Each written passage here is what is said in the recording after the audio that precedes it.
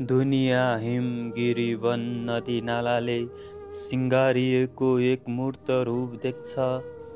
मेरो लागि देश मेरी आमा हुन्, यो पुत्र उनको वन्दना गाउँछ। आमा जसको शिर सगरमाथा झैँ उच्च छ, नित्य कलल बग्ने खोला झैँ स्वभाव स्वच्छ छ। उनकै देहको पहिरन सुन्दर वेशभूषा, उनी बोल्छिन् मधुर थरी थरीका भाषा।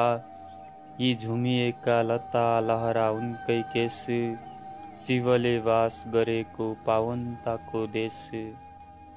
यही प्यारो दिव्य काखमा मेरो जन्म मरण होस्, यदि अर्को जन्म पनि मैले पुज्ने यही चरण होस्।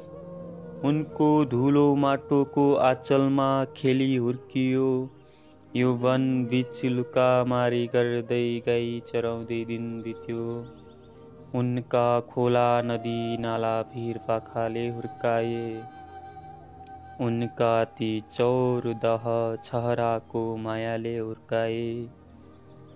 ती कलकल गानमा वासुदेवकै बाँसुरी सुन्छु, उनको मूल अस्तित्वभरि वासुदेवकै प्रेम भेट्छु। केही छैन आमा अरू चाहना, मेरा कर्म तिम्रो लागि होस्। तिम्रो विशाल छातीमा बसी हृदयको व्यथा बुझौँ, बिहानै पहाडको धुलोमा गुडा टेकी हात जोडी तिम्रै निम्ति जीवन समर्पण गरौँ।